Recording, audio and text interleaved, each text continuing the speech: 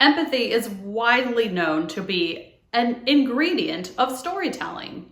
We talk to, we tell, we position ourselves through a story so that we can connect empathetically with an audience and bring them into our world so they can feel what we feel, understand what we understand, walk in someone else's shoes.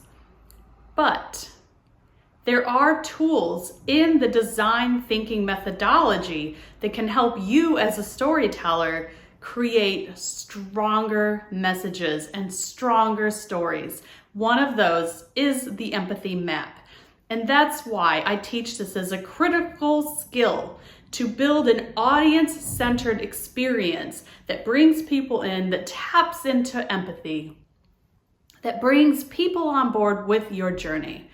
Join me for influential storytelling to learn this skill and more.